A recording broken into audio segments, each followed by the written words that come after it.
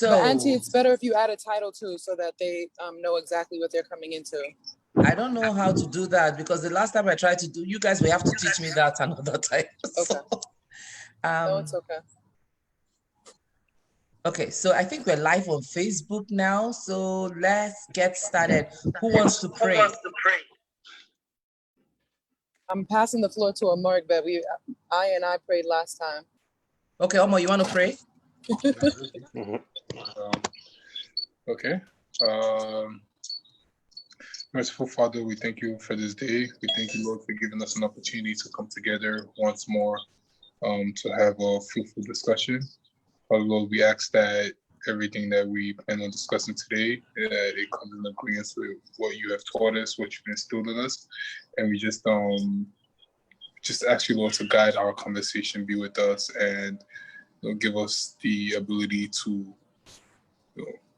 pass on the positive message that people will be able to learn and grow from. In Jesus' name, amen. Amen. Amen. Pastor Omo, do it.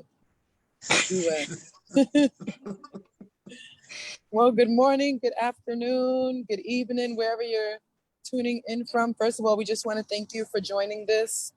This is actually the second show that we have. So now we've become a bit of a celebrity, especially Auntie Jumoke. So first of all, we just want to thank Auntie Jumoke for setting this up, for giving us all the opportunity to come together and to share our experiences. I also want to apologize. I'm calling in from the car. I hope you guys will be able to hear me. But for those of you who do not know me, my name is Isake, and I am joined by some great individuals. I will give them the floor and let them introduce themselves, give a brief synopsis of what they do, and then we'll tell back to what we talked about last month, and then move on with our conversation. So I guess we'll start with Fareed, since we'll be hearing a lot from Fareed, followed by Uzi, and we'll go from there. Okay, so I'll just briefly introduce myself then. My name is Fareed Sada, work with the State Bar of California. Glad to be here discussing mental health topics, and should be a great conversation. Yes, we are excited. All right, Uzi, on you. My name is Uzi Uzoma. I'm an architectural designer in San Francisco, and I'm looking forward to getting into this. Yes. Omoregbe Omobogi. Oh, there we go. I'm Omoegbe Omoboge. I work in IT. Just looking forward to a new topic and to share some of my insights. Yes. Sarah? You're on mute. Oh, where did you go? You're on mute. We can't hear you. Okay, while he's figuring out how to unmute, I'll go to the beautiful Zizi, whose birthday just passed. Okay. Hello, my name is... You went back on mute. You went back on mute. There we go. All right. Hello, guys. My name is Sada Keita. I work at a law firm in San Francisco, and I'm just excited to be here to hear what everybody has to say and also give my insights on the topic. Yes. The beautiful Zizi, whose birthday just passed. Happy belated birthday to both you and T-Tops. You're on mute too, Zizi. Thank you. My name is Zainab Sada. I currently work at a biotech research organization, and I'm happy to be here as well. Yes. Akiyemi Bajulai, here in Philadelphia, working in business incubation and real estate, and excited to be back again and share my perspective. Awesome. Camille? I'm Camille Yusuf Sada. I work in IT as well. I'm interested in what you all have to say, and it's going to be an interesting one. Yes. T-Tops? I'm Temitope Bajulai. I work at Babson College as a marketing brand specialist, and I'm excited to hear what people have to say about this pretty important topic. Definitely. I hope I didn't miss anybody. I think you missed me. Oh, I'm sorry, Auntie. How could I miss the best person? Go ahead, Auntie. I just want to give a parent, another perspective. I just want to thank you guys for doing that.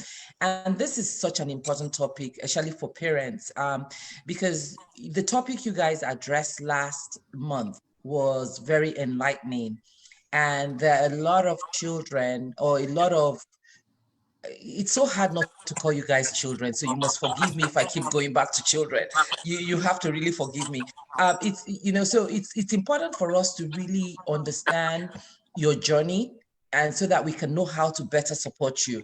Because a lot of the conversations you guys had last month about, you know, having to manage being African at home and being American at school, it was something we never knew. And these are probably some of the cause and effect of stress. And we have a lot of people suffering from mental health or mental well-being, challenges with mental well-being, and we really don't know how to address it because we don't understand it. So I think you guys really sharing your perspective, being transparent and open about it, it's going to be very helpful, first and foremost, to healing and to helping those that are currently faced with that challenge, because there are a lot of people that I know of personally that are facing those challenges, and we just don't know how to address it. So having this conversation, I think, is very, very helpful. It would give us insight, better insight, and help us to empathize and even understand, and then provide the support that we all need to get through this. So thank you guys for being open. Thank you for your organic conversation. Really appreciate it. And I can't stop saying how proud I am of you guys. I really can't, but I'm extremely proud, and I'm very, very grateful to be a part of you. So I'm going to put myself on mute and just sit back and learn. Okay. Again, thank you so much, Auntie, for giving us this platform. I think that this is something that's very necessary, especially in the times that we have right now. And also, it's a bit of a family reunion, like we said last month. We get to talk and see everybody, and then just share in the same experiences and different experiences as well. And you know, as you were talking about the conversations that we talked about last month, there were a lot of things that stuck out. But I think one of the main things that we all decided to start on was this mental health conversation, because it is important. And I think it's something that in specifically the Nigerian community that we really don't pay a lot of attention to. So at this time, I'm going to pass the floor to both Fareed and Uzi, who are kind of going to champion this conversation. And I think, Fareed, you were the one who brought it up first, that you were dealing and struggling with, you know, that mental health component. If you could just talk about your experience and how you knew that that was something that wasn't normal, and, you know, just talk about that experience, and we can go from there. Okay. Thank you for the floor. So I think with mental health, I think the first thing you need to understand is the general statistics of how people are affected, right? So if you look at the US, about 18% of the population is affected with mental health. You know, literally, like it's pretty, like if you round up, that's pretty close to, I want to say, like 1 in 5, 1 in 6 people are affected on some level here, you know, with mental health. You know, that's not to talk about, like, if you compare the population in Nigeria and the circumstances that they live in. So the way I like to think of mental health, it's it's like a bullet. It doesn't really care who it hits. It doesn't care the race that it hits. It doesn't care the gender. It doesn't care the age. It just hits all. Like, and that is one thing that, especially if you're talking about the African community, it's very stigmatized. You know, because the culture, and one of the reasons why it's stigmatized is perception. You know, especially if you're looking at the African community, there's such a push to have a perfect perception. You know, even growing up, you know, think about it. If you're going out the house, you know, as a child, two things your parents might tell you is, one, be on your best behavior, two, don't embarrass me, right? Because and I bring that up because that mindset is, I don't want anybody to think that my house is not in order. I don't want anybody to think that I'm struggling. I don't want anybody to think anything ill of me and my household. I don't want gossip, right? And with that same mindset, it will also prevent you from asking for help when you're struggling. It'll also prevent you from seeking, you know, professional help. You know, because now if you're told, I think there's a problem, seek help, it's an insult, right? It's like to the point where it's like, oh, you know, they're saying that this person is crazy. And they're literally professionals designed to help you because it's not something that we can all deal with on our own. And I realized that mental health was more of an issue when I became a mediator. You know, when I started to have these discussions, when I took the trainings, so it all, and then that led me to a branch of research, making me think, okay, what is the problems that we're facing? Why is it such an issue? And where can we go from here? So I just wanted to talk about that briefly. And then I'll just open up the floor to anybody who wants to add anything, because we're going to be talking about stigmatization, how, how it is in our culture, and what part religion plays in all of this, because it plays a crucial part in why it's stigmatized. So Uzi, I don't know if you have anything to add to that. Yeah, I'll give a brief kind of parallel intro before we get into the meat of this thing. I think unlike you, I'm fairly new to this mental health journey topic, right?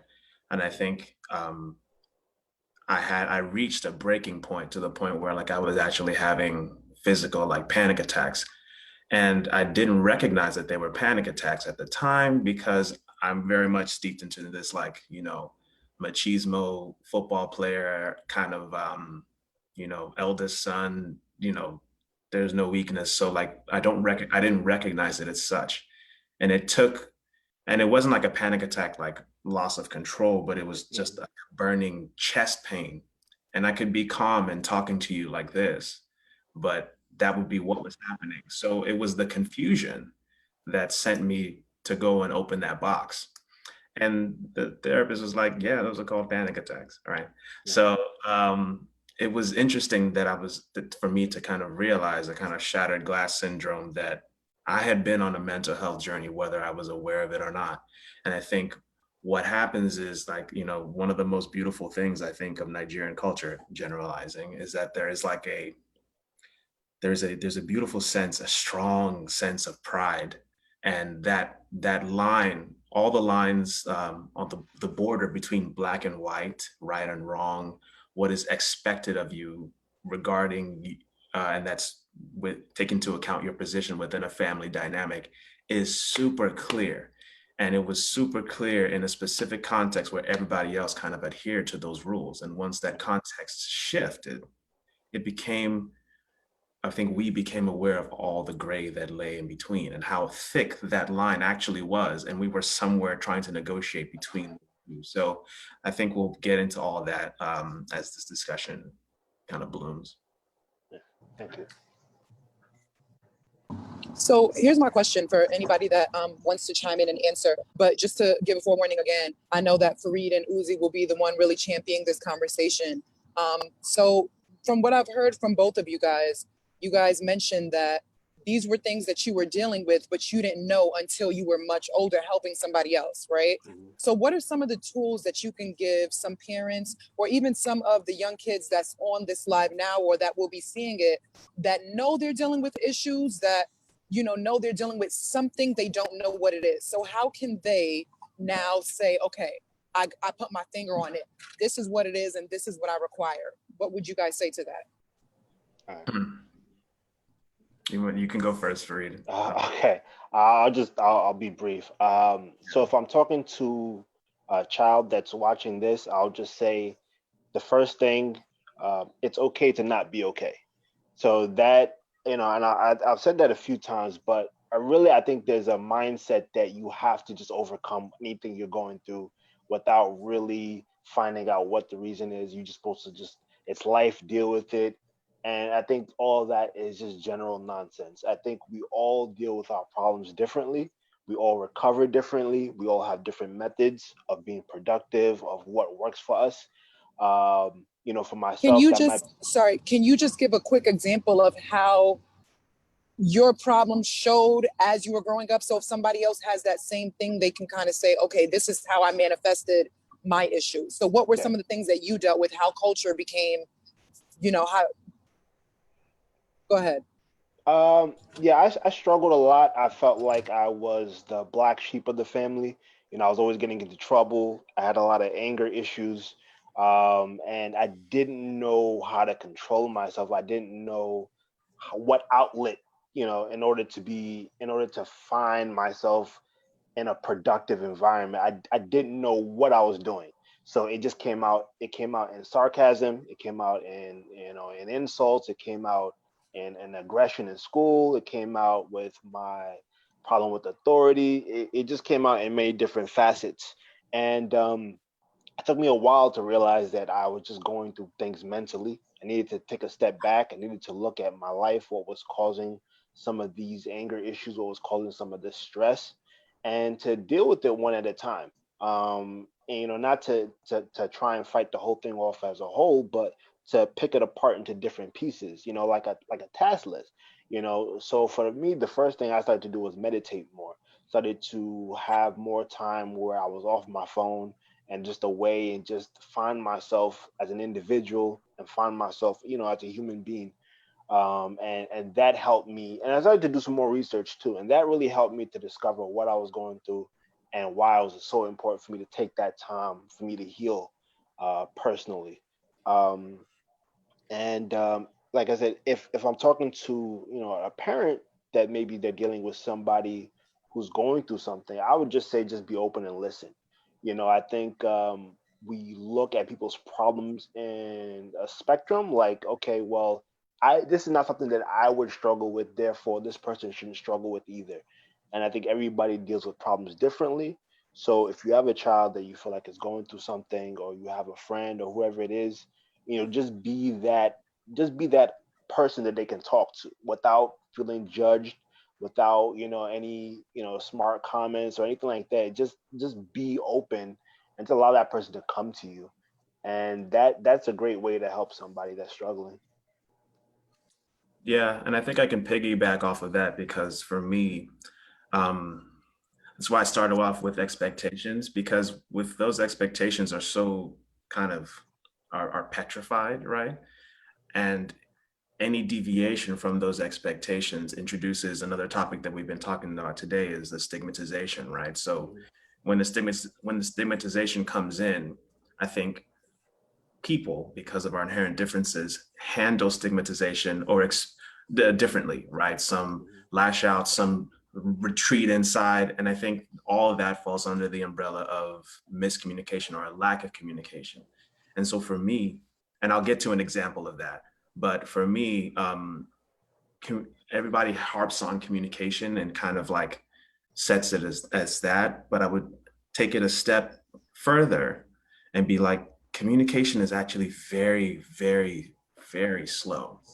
And this leads into my example. So my father and I fought with this man for, I don't even remember, I don't remember any time when we haven't been fighting, right? And not like fist fighting, but there's a punch and I'm counter punching, and we will go and we will go until my mother is afraid of somebody having a heart attack.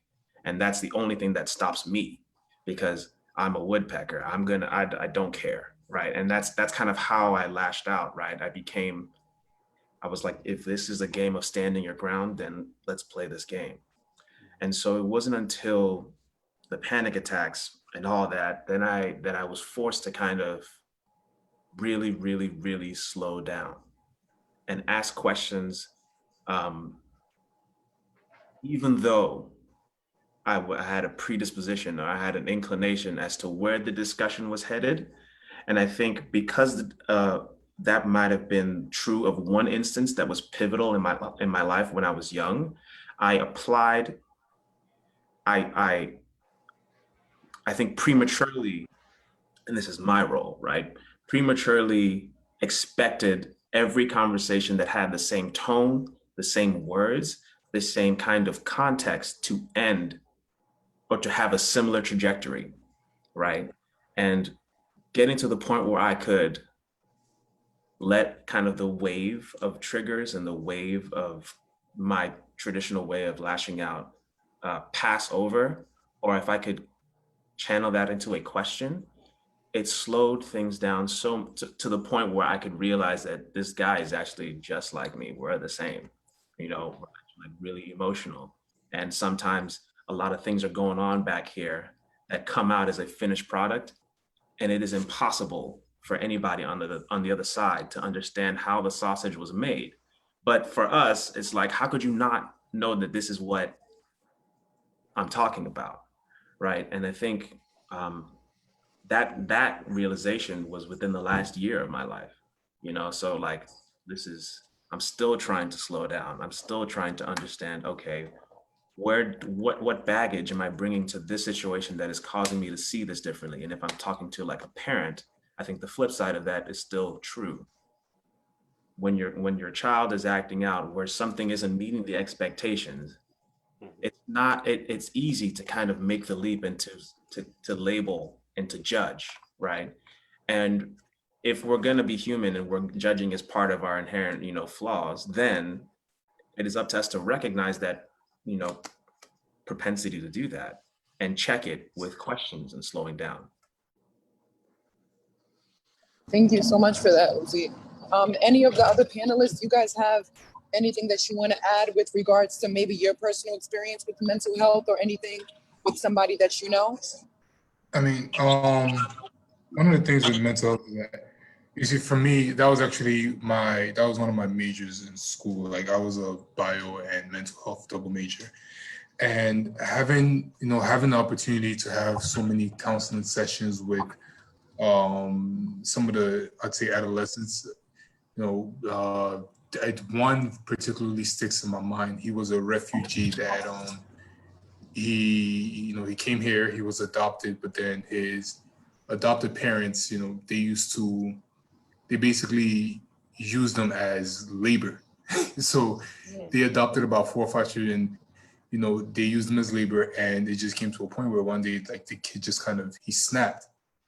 But then, it wasn't until, I got the opportunity to just have one of our intake sessions with him where, you talk and you understand that there's so much that had been building up within. And that's like another aspect of mental health that I feel like sometimes we don't look at, because we spend so much time looking at the children that lash out and they have what parents would call destructive behavior, that sometimes we don't take time to look at the children that are so quiet, or they behave like what you call out of the ordinary. They're just sitting down there. Something might be building up in that child, and you just don't know when they might decide that, all right, I've had enough. And lucky for him, he didn't do anything, like that would be considered a felony. It was just probably more destruction of property. But then, we brought him into our center, and now at this point, he starts to tell us about the abuse. So after all this happened, they had to go back and take the kids from this was in Buffalo, New York, by the way. They had to go back and take the kids from the foster parents, because nobody had any idea. They're just thinking, oh, these people are so nice, they're adopting all these kids, you're taking in these refugees. But I say all that just to say this, is that let's not just look at the children who are always going back and forth. Make sure that that quiet one, also as well, because I have some cousins who, they're so quiet, they're so peaceful, but then when they've had enough, you know, just they can just snap, and then you just look like, wait, but this isn't how he usually is. But that's because we don't know that there's been a from within. Thank you. And if oh, go ahead. I can just go off of that, and that's one thing I think we don't realize, because mental health, there's different ways to describe it. It can come in different forms. It can be more emotional, psychological, more as like social well-being, how you interact with other people. It could also be caused by stress, which I feel like something we actually need to throw out there. Like almost said, or Farid said, like when they were younger, they were like lashing out, or kids lashing out. I used to do that as well, and I didn't realize what I was doing or why I was doing that. I'll come home, I'll be doing bad at school, and I didn't know why, and I couldn't really understand what was going on. And my parents would just be like, "Oh, well, boys will be boys. This is how they are at that certain age." And I feel like parents maybe also don't know what mental health is, or how it comes to kids, or how it even comes to adults themselves. So people might just go through their experience like, okay, when I was a kid, I did this and I turned out okay. And that sometimes is just not the case. Different generations, different kids go through things differently, and adapt to things differently, or go through things differently. And I feel like that's one thing we need to address, that mental health definitely comes in different shapes and sizes. Not everybody handles it, or everybody does handle it differently, and that's definitely one thing I wanted to put out there, that you should look out for the signs. It's just not, oh, because this guy's lashing out, he doesn't have mental health, he's just being a kid. That's what kids do.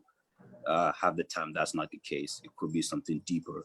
And another thing going off of that is that we have to remember in Nigeria, before coming to this country, and even like going to Nigeria now, I don't think I ever remember hearing the term mental health, because it's always usually been one of two things.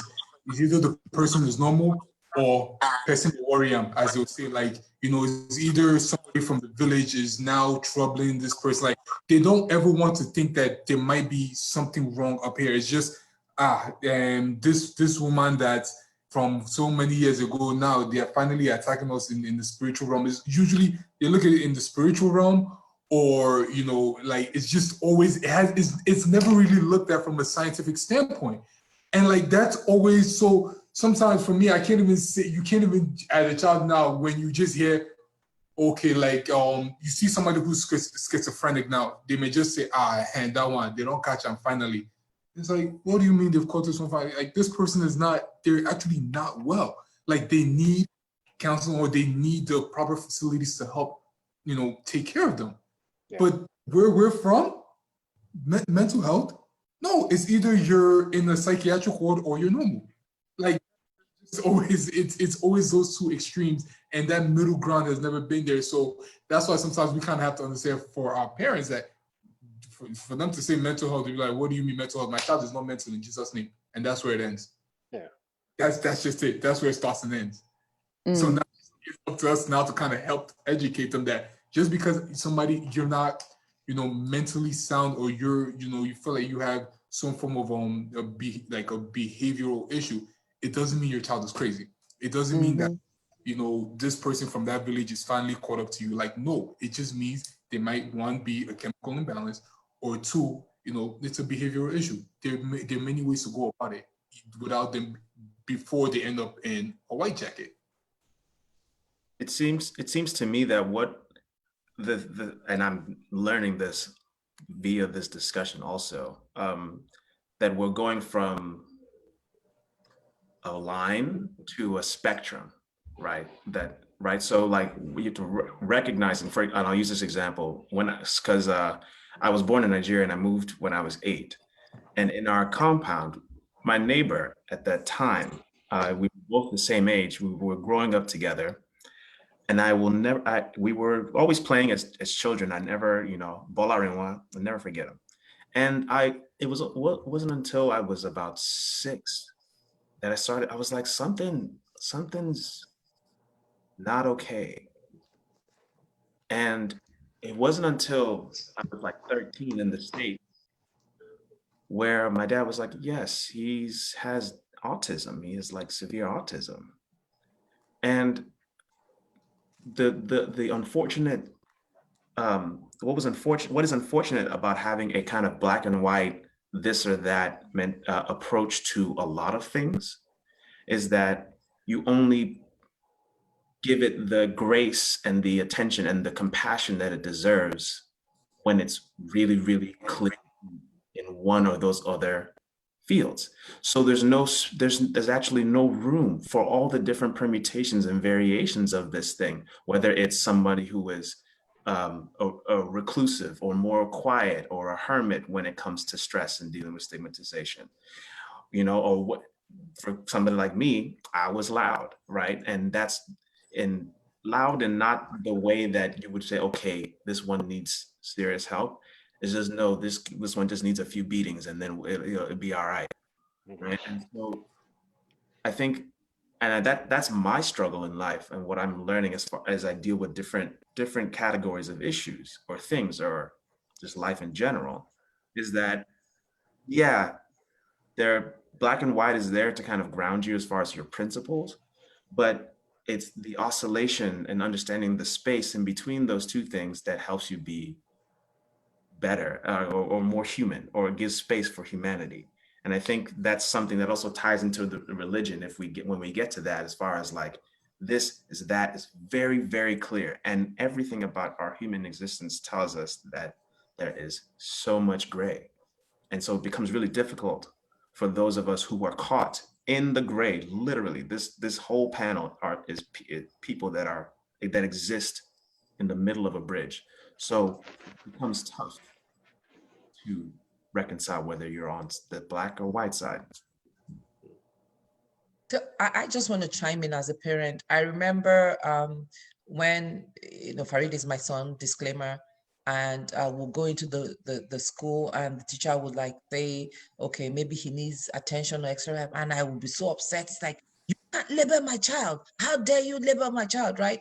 So, and then of course he'll get home and then he'll get disciplined again because, we just didn't pay attention to it. So even as parents, when professionals even identify the help, we're busy rejecting it, and then we just want to enforce the discipline some more. And he was the second child. He had an elder brother that was like an A student. His younger sister was an A student, so it was always that comparison. And I don't think that I never once in my life thought about the stress or the pressure I was putting on him in comparing him to his siblings, right? I was very unmindful of that. You were born in the same house. Your father and your mother are the same. So what is your own issue? If you're that, so I think that's another thing that I would like us to discuss, pay attention to, because we're very unmindful about it. We come from that culture. Farid talked about it, the stigmatization. If you don't go out, if you don't behave yourself, you're going to embarrass me. If you go and say when somewhere, it's like all those things, and we're not really aware that it's like pressure it's like a pressure cooker. We're just loading things on. And again, it's all about us. I'm talking about as parents because you want to be perceived as a perfect family. You want to be perceived as a parent that has raised engineers and doctors. It's a matter of status quo. So there is that pressure that we as parents put on our kids. And I think, Uzi, you said it last, or most of you said it last session, that is also what we knew. And a lot of us also dealt with mental health. We're not crazy. I mean, mental health is not crazy. You're walking on the street, but there is a challenge, right? There's a disconnect with some kind of reality that is not functioning the way it should. So I think that's a very important topic for us to really come to terms with, and then help others go through it, people that are going through it, and begin to identify it. Maybe now, thank God you guys are in a place where you've recognized it, but there are a lot of people that have not recognized it, that can't even seek that help. So this is a very important discussion, especially the fact that it is organic. You guys are speaking from experience. So I just wanted to chime that in as a parent. So something I wanted to say is this phrase that I've heard often in the past, which is, people often ask, what is wrong with a person? But when a lot of times we should be asking what happened to a person, and I think that's the root of a lot, because there's a reason for everything, and so that was one thing, and that speaks on a lot of whether it's the behavioral issues or acting out, where it's there's a reason why. And then the second thing is when it comes to the stigmatization of mental health, we often when people see, if you're going through a mental health issue, and mental health, of course, is a broad topic, but whether it's anxiety, whether it's depression, you're looking at it as, there's something wrong with you. And we look at it very differently from physical health. And I think part of moving past that stigma is starting to equate it more with physical health, So seeing, if you're, and seeing, when you get a paper cut, there's a protocol for that to take care of that and be able to move past that. When you break a leg, that might be something that's more extreme, but it's still a protocol for that, and you're able to move past that.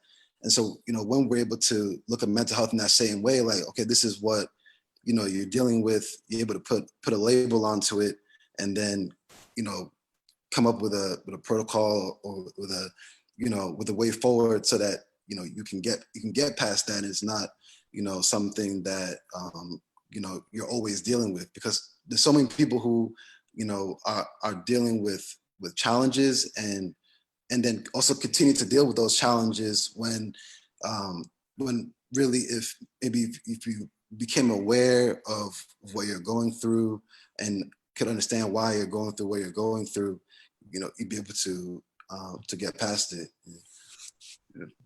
Thank you so much. That was good. That was amazing. And I do have a statement and a question piggybacking off of that.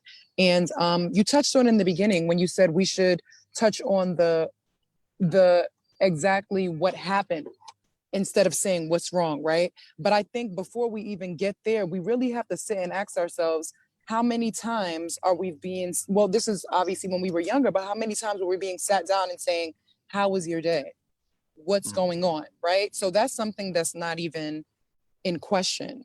And so I think that as parents, if we can say, okay, I'm going to have an open line of communication with my kids, then you'll be able to now say and pinpoint that something is wrong. Because we touched on it in the first topic where we kind of talked about code switch, where we come home and we're one different person, and then we leave and we're another person. So it's like the person that your parents know at home is completely different than the person they know when you're not at home. So I think having that open line of communication with your children and normalizing, I think, mental health and knowing that there's nothing wrong with it, like Uzi said, especially when you're reaching the gray area where it's something that's not anything too extreme, but something that manifests in different ways. Normalizing that and realizing that, let me ask questions, let me create an open line of communication for my children. I think it'll also be better for parents. Does anybody else have some? Go I ahead. also want to bring up a point. There's a lot of focus on just the child aspect of it, but there's also a very important with the actual parents. So there's a lot of trauma for a lot of the first generation parents because they are in a completely different culture. They have a lot of challenges that they themselves are going through, and they don't exactly deal with those things. So it kind of also bleeds into how they affect the children. So somebody who comes from Nigeria is working, is having a stressful time, they are going to end up reacting far worse than they would if they were comfortable and they were doing well.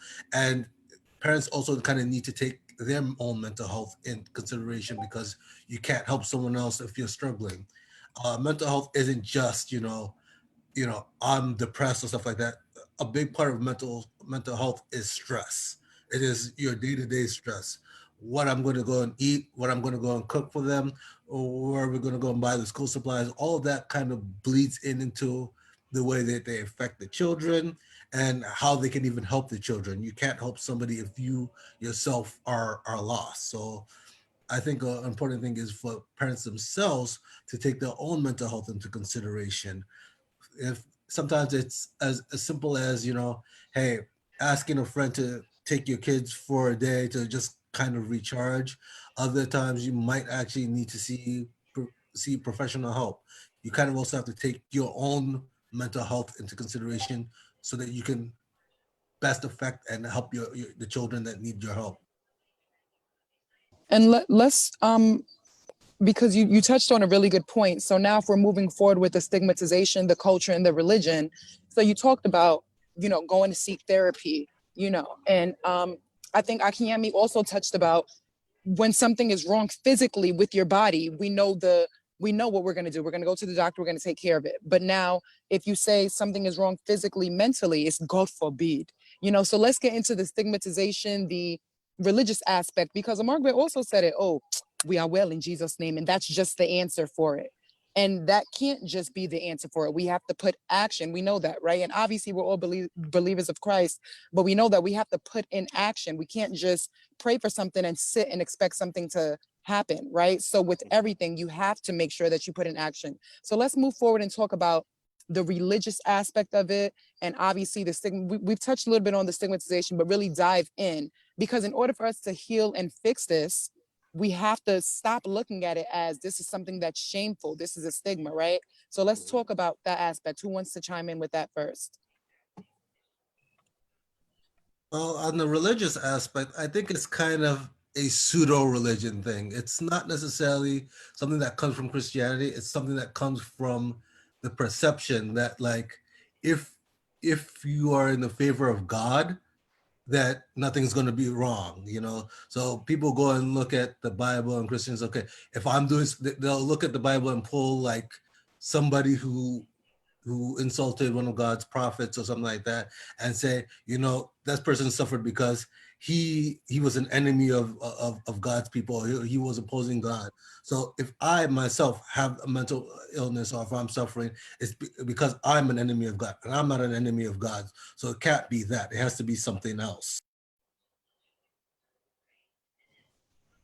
That's a great point. Anybody else wants to chime in on that? Yeah, I have quite a bit to say, so I'm just waiting to see if anybody else has something to say. Cause I know there's a few of us that haven't really spoken yet today, so I want to give them an opportunity to speak before I jump in. Listen, Professor Fareed, this is your time right now. Let's get schooled right now. Let us know. Okay, so if we're talking about the religious aspect, right? If we're focusing on particularly like African cultures, a lot of the religious parts they've kind of blended in with a cultural aspect, right? So if you look back at our history, we have a lot of ancestral spirits, a lot of that kind of mentality where they didn't have a formed religion, but they prayed to the ancestors of the land, etc. And some of that has bled into what people believe is Christianity, right? That if you do these things, you will not suffer any consequences. That Kamal touched upon that too. It's kind of like a prosperity religion. If you do these things, if you worship God in this certain way, you won't face any challenges. But the Bible itself says that you will face challenges. And not only that, but the Bible also says, faith without works is dead. You cannot expect to live, a certain kind of lifestyle without putting in that work. And that's the same way we have to look at mental health, right? You don't take care of the body will kind of, disarray, and your mind will follow as well. Like Kimmy touched upon that too. And it really just comes down to acknowledging that all these things work in tandem. You pray, and you put in the work, right? You don't sit at home and expect the job to fall out of the sky, right? Although you know that it can happen if God deems it so, the more reasonable thing is to apply and pray, right? And so that is how we have to look at mental health. We have to put in the steps in order to be at our best selves while still praying in conjunction. All these things work in conjunction too. Um, I think the easiest cop out is just, okay, they're being possessed by a spirit, they're fighting in the spirit realm, they're doing this, they're doing that. Meanwhile, you're not looking at the things that led up to this action. Nobody just one day explodes. A number of things happen in order for it to occur in that manner. So if we look at mental health, if we're using Kim's analogy as more of a physical thing, right? Okay, what are the next steps? How do we prepare ourselves for this problem, for this potential problem? Because as I cited, mental health is a fairly common thing. It's not unusual for someone to struggle with a form of mental health, because of stress, because of many different factors. So how do we prepare? How do we encourage one another to seek help if necessary when these things occur? And that's really what we have to look at when it stems from religion and any kind of cultural aspect. And I think I kind of have a lot to say. I've been taking notes this whole time. So with I think and piggybacking off of that, it's like we're trying to reframe what mental health actually is first, so that we can then take those principles out. And for me, what helped me in this recent journey was realizing that it's kind of similar. It's exactly the same as physical health, like you said, Fareed, right? Mm-hmm. And with sports is playing a big role in my life. If I pull a hamstring, I could still kind of run, but like you got to ice. There's nothing wrong with you. Kind of you accept you just accept that as kind of the process. And I don't think that's the same approach that I was raised with when it comes to mental health, right? It was like you're either in a wheelchair or you can walk. And that's very much the football analogy. And that's why it's so toxic, because you put yourself through things that you should be resting, and then you break. And then now the recovery time is exponentially longer. And so with us, with specific to the context of the people on this panel, right? I think being both Nigerian and American, so much for me, I speak for myself. The one thing that jumped out to me that was really important was tone. So like my dad definitely, if I think about it, he's definitely asked what was wrong with me, right?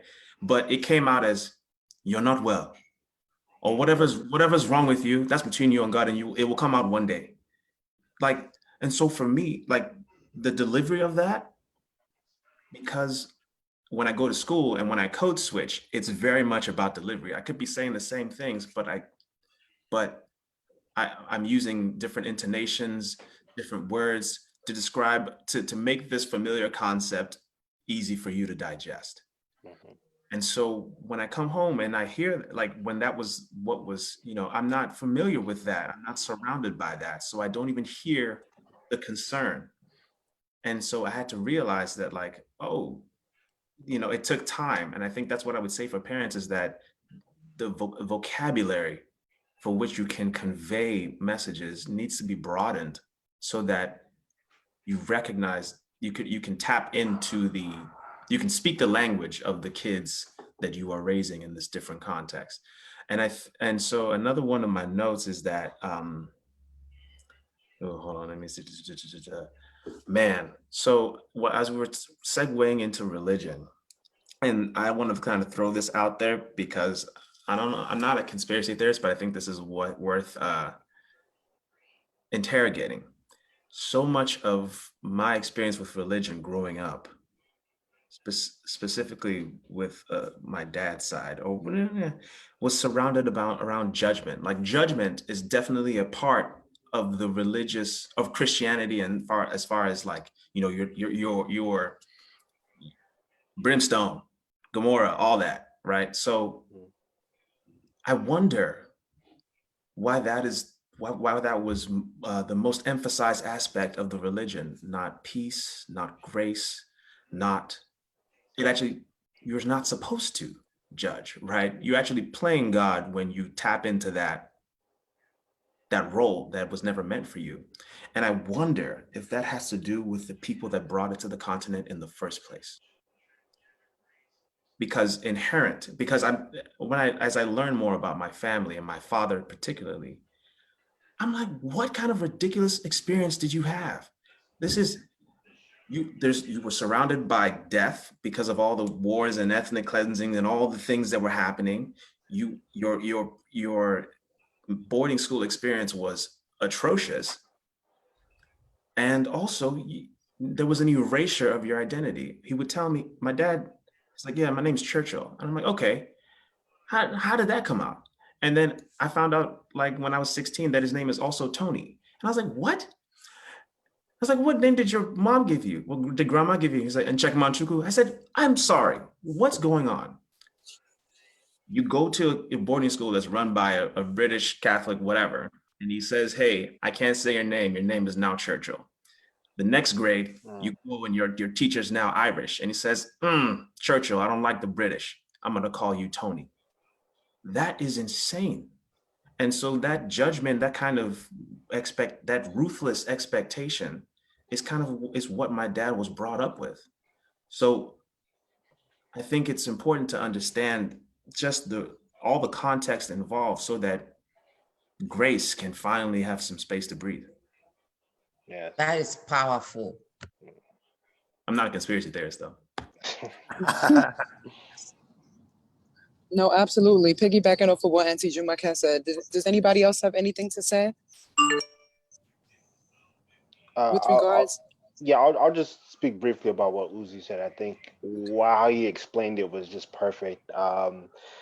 And it's very insightful. I think that with regards to, when we're thinking about mental health, we have to remember that mental health really took a leap within the past like 5 to 10 years.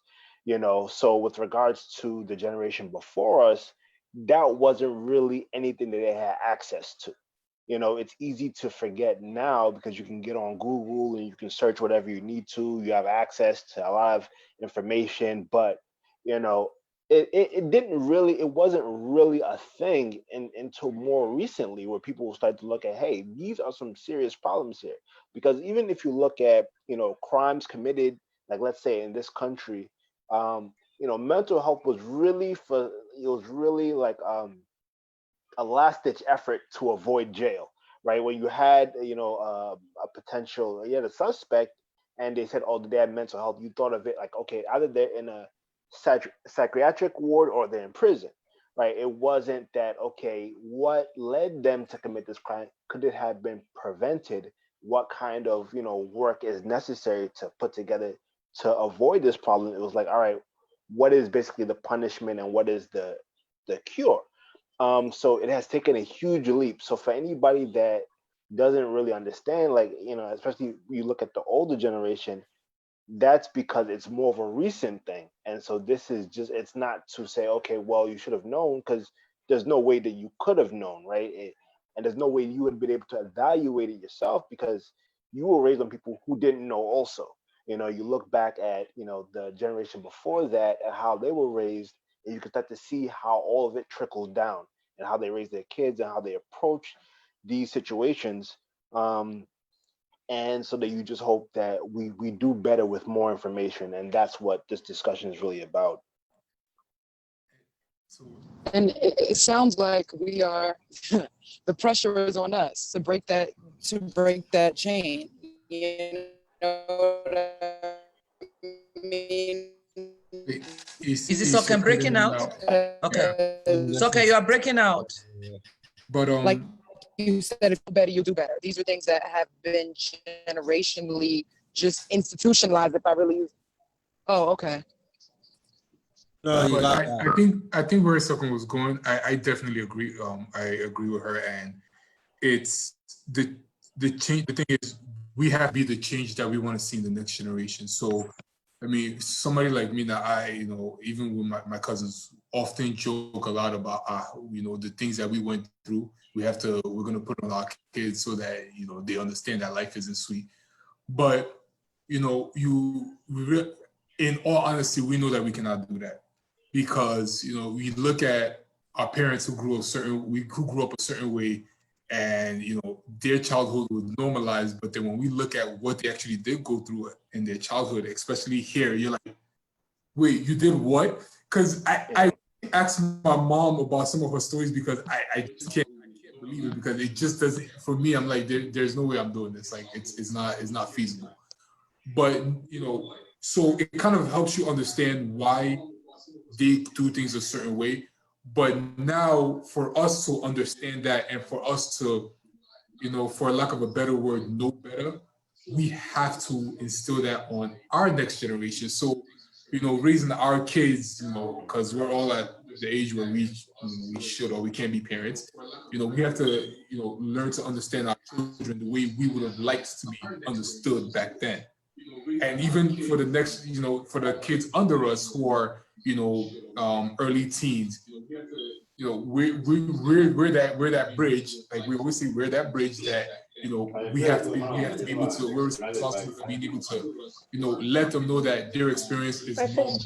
It's not so unique that there's something wrong with just them. Others have gone through it, and sometimes that's what people just need to know, that other people have gone through it and they've come out on the other side. So, being able to know that you're not the only one with these, thoughts that seem so outlandish, knowing somebody who had that thought, and, them being able to tell you, okay, this is how I went about it, or this is how I interpreted it. It makes you feel so much better, because when you feel isolated in a situation and you feel like it's just you going through something, you really have a way of just shriveling up and, letting your mind get the best of you. Knowing that having somebody else to be able to talk to freely, open-minded. And the thing is, so some people on this call, they might not know, one of the people on this call in life that I would say I've never kept anything away from and knows everything was Camille. Like Camille and I, we've had so many, I'd say, counseling sessions where we had to play counselor for each other, because we're the elders of our generation. So it's like, Camille may go through, not know how to like verbalize or what's going on, and he would call me, and I can now tell him that, hey, I don't think this is normal, or like I don't know how you want to go about it, but this doesn't seem normal, but so let's talk about it. Or I may be dealing with something, and even up until recently, I was dealing with quite a few things, and I had to call him, and I'm like, hey, this, and he just kind of had to talk me off the proverbial edge, where he's like, hey, this is who you are. Like, you should know better than to even let your mind go to this point. So, it's this is why I say, like, being able to understand or have people that understand you, just being able to speak your mind, it really does play a very, important role in all of this. It's okay. May I say something, please? Of course, Auntie. Okay, thank you so much for that, Omoekbe. And I was going to bring that point up. There is also Auntie Buki joined us. She's a principal of a school and also a parent that would like to speak. So is it okay for you guys to yield the floor to her for her to make her comment? Yeah, that's fine. Absolutely. Okay. Go ahead, Auntie Buki. Okay. Hi, everybody. I want to Well, applaud everybody for the wonderful things I've heard you say. And honestly, I asked my kids to listen in also. I wanted to speak a little bit to what Uzi had said earlier about his dad and his dad's experiences and how quickly those changes came. One of the things we have as Nigerian people have gone through, and I speak again generically without being too specific about data, is that we have gotten so used to adjusting so quickly to changes that we don't give ourselves the time to recover. As you all have spoken, when change comes, you bounce out. You just get up and go. You just get up and go. And when you do that enough, you stop paying attention to your feelings. You stop paying attention to the effect of those decisions and how quickly you're changing. And so because we have grown up like that, we have a tendency to pass it on to the same expectations to our children. Am I right, Sister Jumoke? You are hitting it. I mean, you just articulated it much, and I'm nodding my head that yes, yes, yes. And that's the reality. We bounce and we bounce and we bounce. And remember, many of us have come from so far out and we adjusted, right? And many of your parents and our parents and ourselves have had to take jobs and make adjustments to situations that we didn't bargain for, right? So for example, a dad who has a PhD comes in and has to be a taxi driver for the first few months or years. For many of them, do that the same job for as long as you've known them. That is a shift that they had to make, but they go on anyway and they make the change and they survive and they adjust and provide for their families regardless of what the challenges are. And so it is nice to hear you children, young men and women, speak up and educate us as parents to say, hey, you got to slow down a little bit because the changes you've adapted to have consequences, and you have not paused for a moment to see what those consequences may be. Thank you for that perspective. And thank you, Auntie Buki, for that. Really appreciate it. And I think Camille kind of touched a little bit on that. So this is very good because this is also healing for us as parents too, for the parents that are watching, hearing you guys. And it's just, we wish we had this. We wish we had this earlier on, but we're starting from here. So this is great. Thank you. I'm going to mute myself back on this. Does anybody have anything else to add with regards to what Auntie Buki said? And I think she made a great point. Go ahead. Okay. Yeah, I was gonna say, Fareed. just touching upon what Omo said and Auntie Bookie and my mom, with regards to the generations, I think that is how it's supposed to progress, right? If you look at our parents, I believe that they did a better job than their parents. And if you look at their parents, they did a better job than their parents, and that is how it's supposed to be. There's supposed to be a line where you recognize what some of the things that work and it's trial and error, because you can't say there's a right and wrong way to do a lot of the things that they had to learn on the fly. So we look at it and not say, okay, well, in condemnation, well, we know better now. It's more like, okay, we've taken the lessons we've learned from you, or we're applying it to what we now know and understand as well, so that way we can be better. And so that the hope is that our kids will be better than us. and thus for and and that constant progress that's happening because looking at it, this is a step that my mom has evolved as a person over the course of many years. And while something like this was basically inconceivable years ago, she's now been at the forefront of opening this dialogue, right? And that's not something that I could see a lot of the older generation doing, and just opening that door. So I think that we always have to keep in mind, like, this is this constant progression. We're constantly learning, we're constantly trying to do better. And the goal is that you raise kids to do better than you. That is the entire goal. So, with that regard, I think it's fair to say that it's happening. Yeah, and I think there's something else I kind of wonder, like, it's like the idea of parenting is that it's parent to child, but it's clear after this conversation that parenting is more like one of those, it's a pendulum, right? We're all learning parenting right now, and I think it's a great point that you brought up, Fareed, as far as the evolution of our parents, because I can speak, like, my dad is just the guy that I'm going for, but, like, it's everybody. Anyways, so I'll talk about my mom too. I was so impressed because my family specifically has had a complicated relationship with Islam. And my mom's from the north. A lot of things went down. And I never really knew, until one girl I dated was Muslim in college. The backlash, my God. And I'm sitting there like, but she's not so bad. So, and it was like, the judgment and the not judgment, but the unearthing of all of that went unresolved, as far as like the change that Antibuki was talking about, as far going through all of that and just pressing on without taking time to put ice on your knee. It comes out whether you're ready for it or not. And so that was the discussion. The fights that we had were out, and I'm sitting there as a young person trying to articulate why some of these things that you're saying are problematic or just don't make sense, as far as a consistency level. And then we went to Nigeria in 2017. And my aunt is a pastor, my uncle's a pastor, and I think everybody has different ranges of how in tune with the spirit they can be. And my aunt and uncle, this is kind of a funny story, but like we were all there in the house, everybody were praying in the morning, and then my aunt and my uncle just break into speaking tongues. And I'd never really kind of grown up around that in America or in Nigeria either.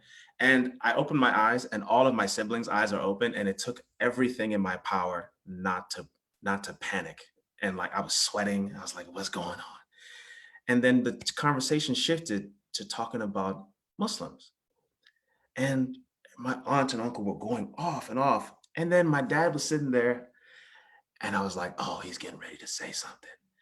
And he goes, I don't agree. I think that's all wrong. And in my head, I was just like, like, yeah, we're not put on this earth to kind of throw out judgments. You actually open the door, lest ye be judged. Like, it's actually that simple. That's one thing that's black and white. So I think we're all like, it's communication, it's parenting, it's all growth. And growth, everybody is growing. And I think that is the common ground for which we can then learn to communicate. If we realize if there's space for growth, we kind of acknowledge that not everybody has to get everything right the first time. I think that was something that was really hard. It's like, if you don't get it the first time, the second time it's coming through with a bigger hammer, and life will teach you that on its own. And I think getting that from our parents too contributes to the kind of, at least for me, the reclusion and the refusal to kind of communicate and open up.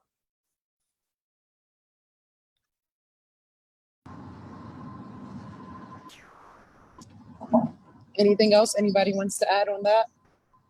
I hope you guys are catching all of these gems that everybody is dropping. You guys are dropping gems. I'm here shaking my head like, Like we're in church right now. Does anybody want to add anything? ZZ? Can I come in? Sorry, my name is Mark Alonge. I'm joining from Canada. I'm trying to like give a little background about myself, but most importantly, I want to appreciate you guys. It's fantastic. This has been one of my ambitions. There's nothing connecting ourselves together. My priority when I was the president of the association, or both in Nigeria Association or the Yoruba Association, is to connect youth together. We have what we need. I mean, we have what we need to be successful, but just that we are not connected. Those resources are not connected. That's why we are in the present situation. Please permit my dialect. I'm still new in the system. I'm like less than 5. Most of the time I go back to Nigeria. I just came back before COVID because I still practice my profession as a chartered accountant in Nigeria. I observed that from our history here, if you look back 100 years back, to 50 years back, to 20 years back, to 10 years back, to present, and then project it into the future, we have a lot to deliver to this community. In fact, the success of this community is in our hand. Honestly, it's in our hand.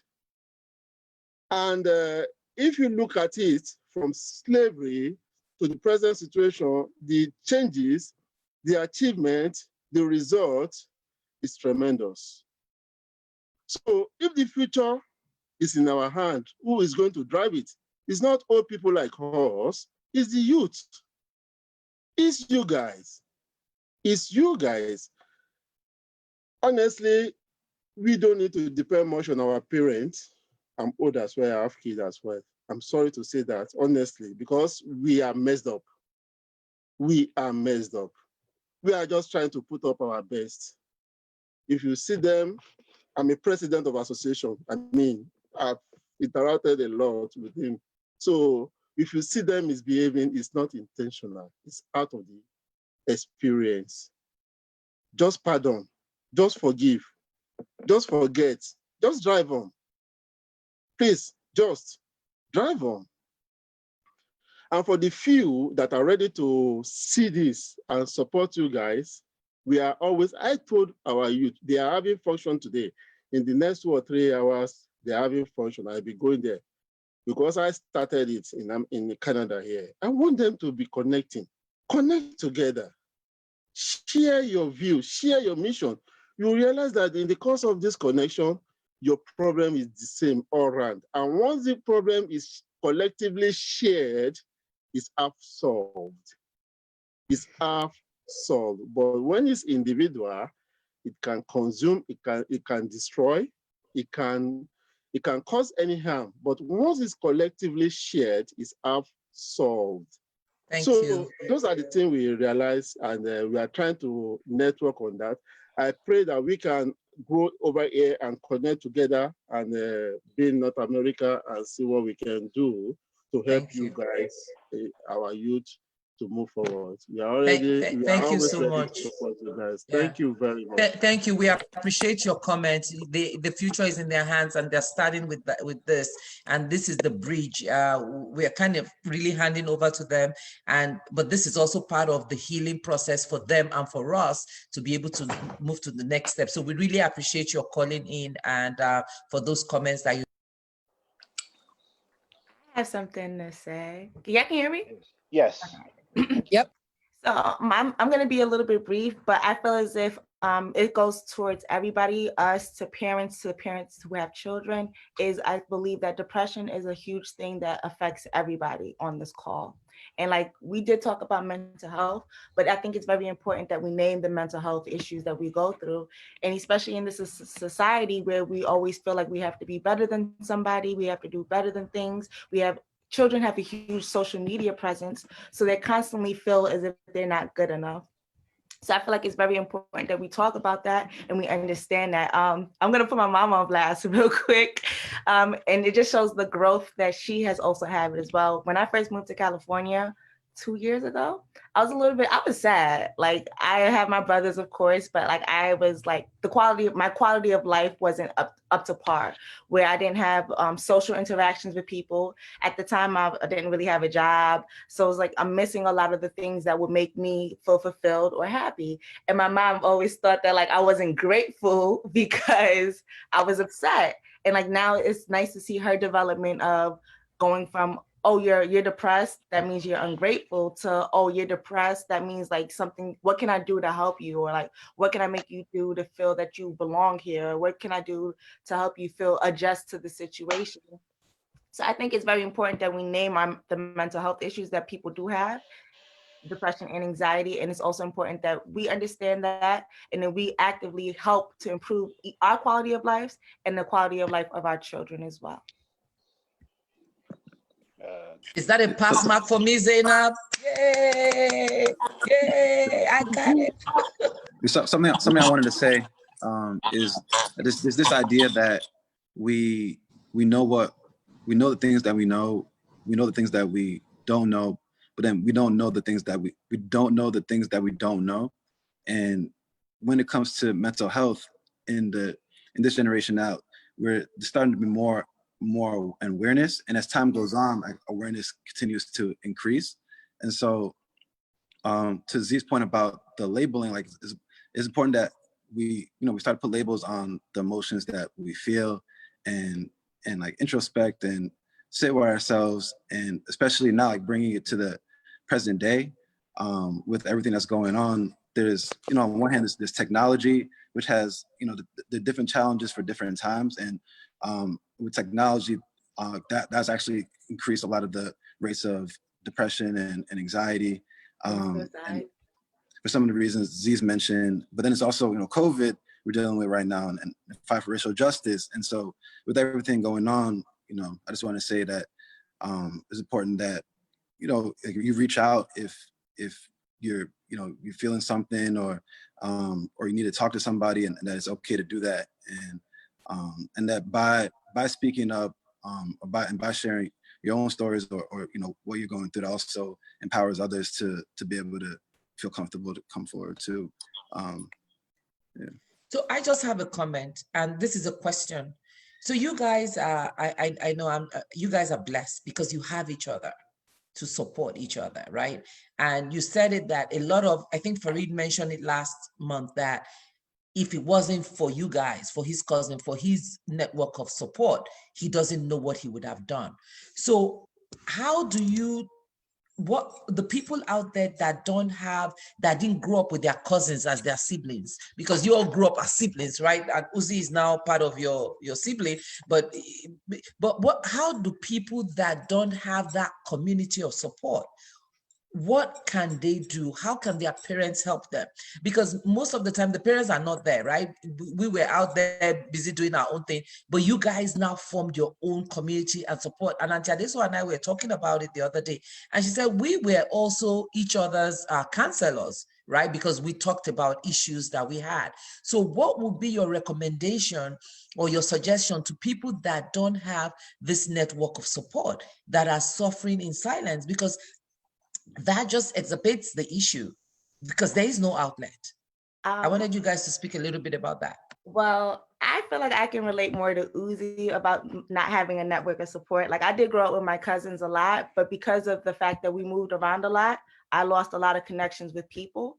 So I definitely I felt isolated for majority of my adolescent years.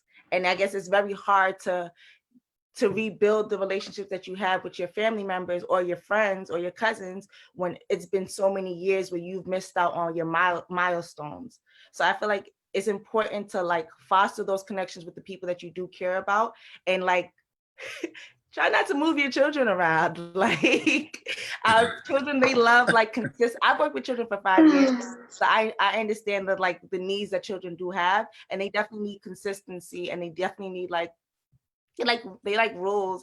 And when you break those little things that matter to them, it definitely affects their development, and it definitely affects their personal, I don't even know how to even go more into detail with that. But if you know that your child or people have their friends, I feel like it's very important to foster that relationship with them and make sure that they keep that relationship and try not to break it, because it's very hard to find friendships. And it's people at our age, we're not trying to make new friends. We want to keep our friends that we have from the youth, and it's difficult. It's difficult.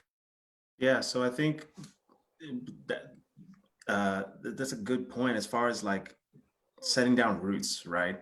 We are literally in a place where the roots are maybe a generation two or too old, and we left a place, like, so I moved around a lot, and and I'm not going to, like, as far as the solution, and this is like just a hypothesis, um, the goalpost has to keep moving, right? So like for me, that's kind of what I had to do. I was in Palos Verdes where there's 2% black and I was the only, Nigerian person, whatever. Right. So, okay. I was the eldest, so my siblings couldn't communicate about the things that I was going through at that time. And now, because we're all like older, my youngest brother just graduated college, like our conversation and our dynamic is so much smoother, because now we're kind of all the datum, like the base is we're all above a certain level, right? The threshold. So what I think is a tool, right? Or the tools that I used. Unfortunately, I became really good at pretending, right? So if I can't be myself in full self, I have to kind of move the goalposts and be like, okay, maybe I can code switch a little bit. That's going to be how I cope.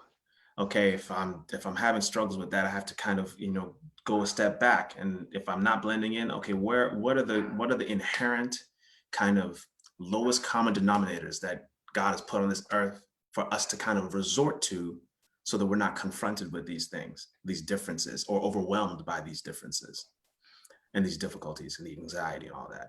And for me, it was things like art, it was music, it was drawing, it was football, it was track. Because I was talking to somebody about this the other day, and like, I'm not in love. I don't love sports like that. Like, I love it, but like, it's not it doesn't possess me, but it offered me, it was a place where I could be invisible. Like it didn't matter who I was, right? And when we got to that lowest common denominator, I was able to make friends that it didn't matter what they looked like either. So I think for parents, recognizing the gifts that are inherent in your child and nurturing those gifts, and it is through those gifts, those intangible things that we all have in common, that we can then, I think Mr. Mark was talking about it, that the idea of connectivity, right? That's why we're actually put on this earth, so that we can, use those things to subvert all the mess that we kind of pile on things inherently. So sports, art, nurturing gifts is the way for me. Yeah. Yeah, So and may I go. say something? Yeah, of course, Auntie. Okay, so I think, and I bring this back to Farid, there is also a very strong component that also helps us deal with mental illness, and that's God. I'm not talking about religion. I'm talking of that spiritual journey, and I've seen it in Farid.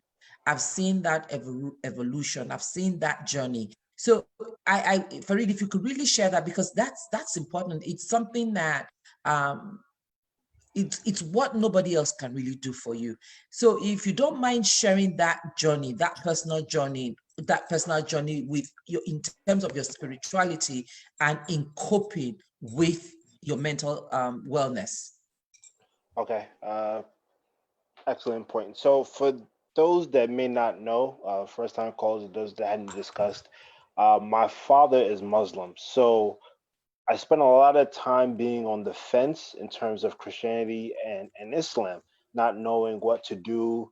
At one point, I had kind of just settled on a crossbreed of the two and just trying to embody them. And, this would make my mom happy. This would make my dad happy.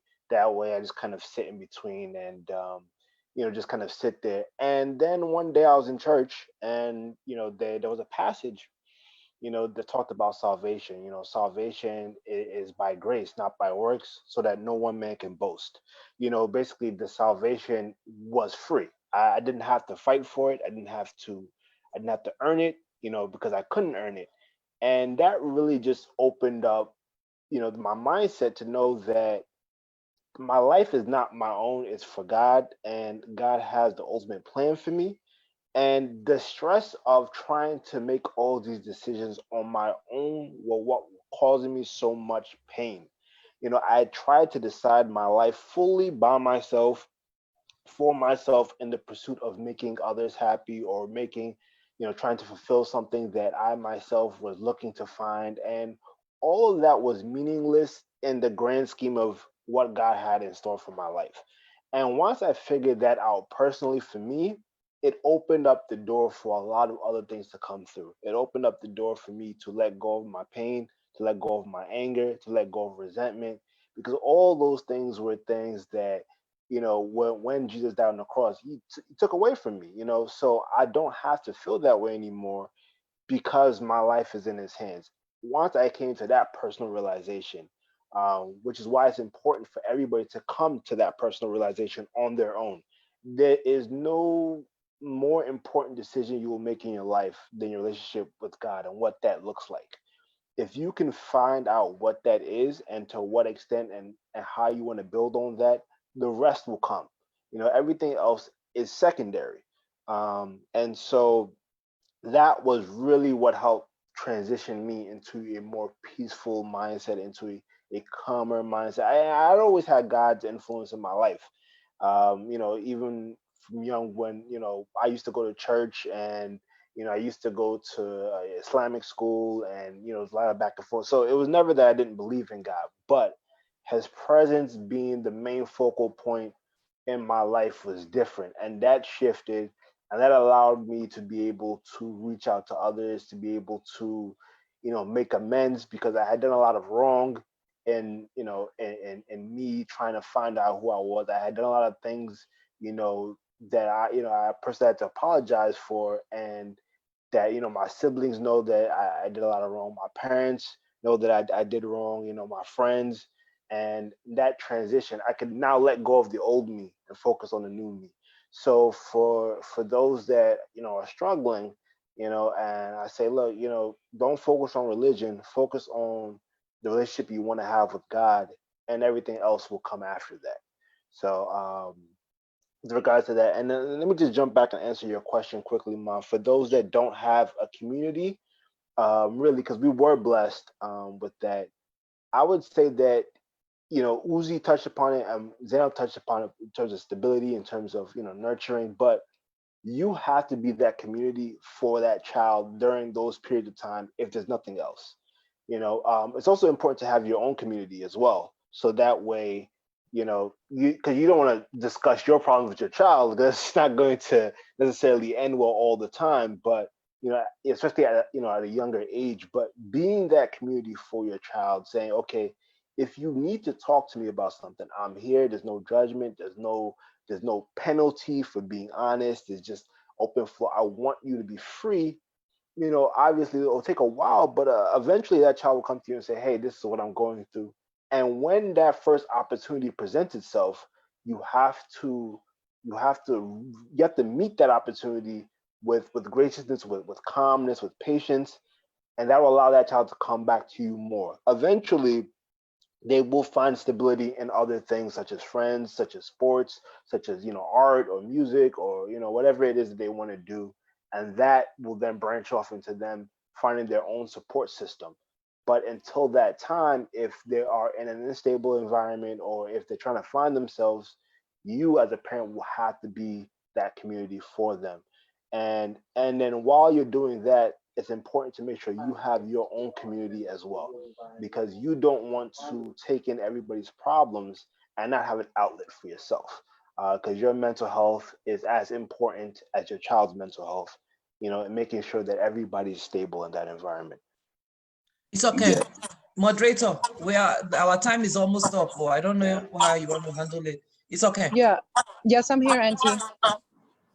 No, Fareed, I just want to say that you have said multiple things that have resonated with me that I'm just like, yes, from beginning to end. But thank you guys so much for joining this conversation. I think one thing that we can leave on is literally one of the things that Fareed said, faith without work is dead. So just know that when we are on this journey of trying to heal and trying to at least be better for not only our children, but for our parents, we can't just say that we want to do something and not act on it. So I don't know if anybody has any lasting words that they want to leave before our next panel. Yeah, if I can just add a few things. I mean, there's nothing serious I can add that hasn't already been said perfectly, if my add, by the way. But now that we know about mental health, I think in the Nigerian household is something that one should be discussed. It's here, it's real, it's important that we speak to our kids about it. In fact, speak to our parents about it, grandparents, whoever is around, definitely talk to them. Number three, they need to accept that it is here. We need to accept that mental health is an issue. It's something that a lot of people have been dealing with for generations. In fact, not years, in fact, decades. Has been around for a long time. And third of all, we just need to listen. I know us as Nigerians, we have a lot of opinion. Or, well, this is my opinion about mental health. I don't think it's real. I don't. No, we don't hear anybody's opinions. We just need to listen, take it all in. What we have to say is important, especially if it's from a professional, or somebody who's going through something much deeper that we don't even know about. Is something that I believe we really do need to listen and, and take it into account, take it into heart.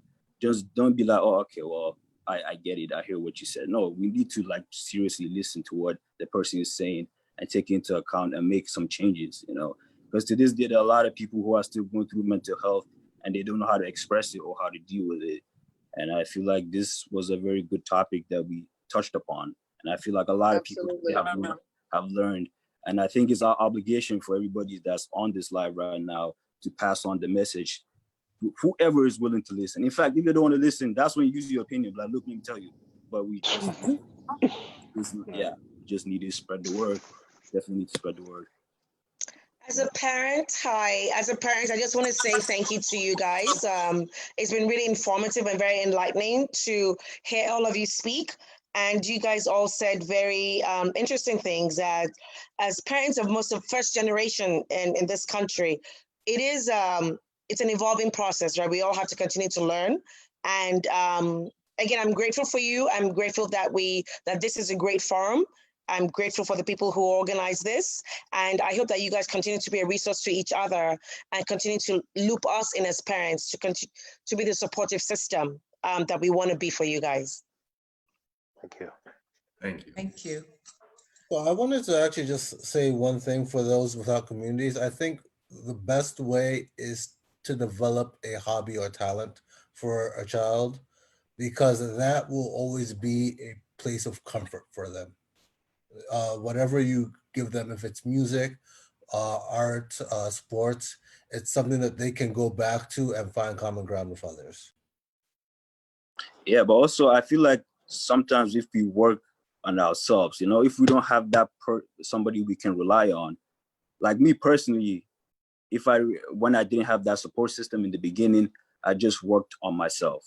I kept myself busy. I did my workouts. I ran. I took up sports, like Uzi said, he did sports as well. I just kept my body busy. I kept my mind busy, and that in itself definitely helped me a lot. The thing was also with mental health is if you don't see it, you don't believe it. For example, we cut ourselves. We're clearly bleeding. We're gonna stop the bleeding.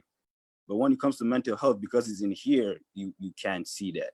So I believe, honestly, sometimes working on yourself as well can help ease that pain, ease you into it. But yes, I do agree with what you said, Camille. Hobbies are helpful. Yes. No, that's for developing a child without a community, not for, but like if a child doesn't have people to rely on, a way for them to go is you, as a parent, you encourage a hobby, something that they can get a ground.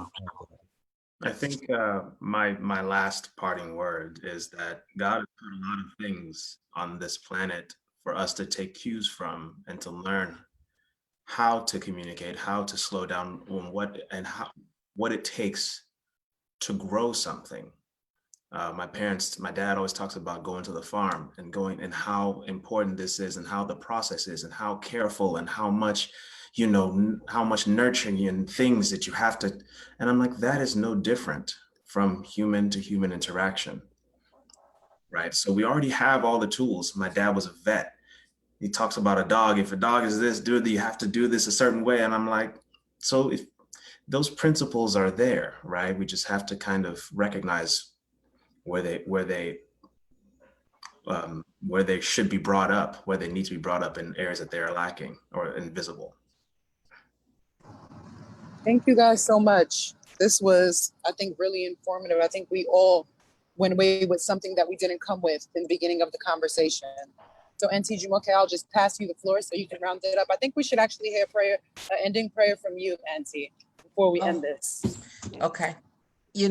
Every time I listen to you guys, I can't say how proud I am of you. I can't. And just so the whole world knows, these are my babies. These are my nieces and my nephews and my children.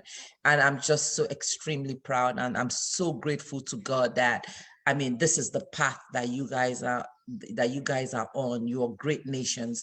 And I just want to speak a word of blessing into your life. I want to thank God for what he's done in you, for how far he's brought you, and for the things that he's going to use you for, even for teaching us what real success is. That real success is not in the value of tangible properties, but it's in the lives that we touch. And I just want to bless the name of the Lord for what he's doing in your life, for every wonderful thing he's doing. My heart is overwhelmed with joy. And I just want to pray for all those that are out there that are suffering with one challenge or another, that God will send them help. God will send them help from the heavens, from people, any resources that they need to overcome these challenges, that God will send them help and he will meet them at the point of their need. So I thank you, Lord. I thank you for everything that you're doing. I don't even know how to pray anymore because my heart is just overwhelmed with gratitude. So thank you, Lord. Thank you. And even as they continue to do this, Lord, that you yourself will fill them to overflowing with your spirit, with your power, that there will be battle axes in your hand and they will be of great impact to their generation. In Jesus' name. So look forward to the next one. I know the next one is next month. Is that how you're doing that? Is that, or it's okay? Who's doing that? Is that Farid and Camila and Omorekbe? Or who? I know we are doing mental health part 2. This is a 3-part series, right? We have one, it's okay. You're doing colorism or self-worth, right? And then Omo and Camille, you're doing discipline or something like that. But we will send that out. So this is a monthly event, and we'll reach out to you guys. T-Tops is our IT. T-Tops, we don't have an email address yet. We need to have an email address. So we need to get an email address as we continue to do this. So it's so great, and we look forward to next month. God bless you. Thank you all for joining. And the video obviously is available. I think we were live on Facebook. Yeah. So that's exciting. What else? You guys don't want to tell me how great I am with technology now that I'm able to set up a Zoom meeting and go live on Facebook. I'm not hearing the applause. Good job, Camille. Oh, we thank you. see you, Auntie. You the best. Yeah. Thank you. Woo-hoo. I'm cool like that. Now for the next one, all you have to learn how to do is put the title and you'll be set. Okay. For the next live. Okay. I will get lessons from you. Just send it to our WhatsApp chat. Just screen all the directions and I'll be sure to do it. Yes. All right. Love you guys. We love Take you care. too. Everybody take care. Bye. All right. All right, guys. Bye. Bye. How do you?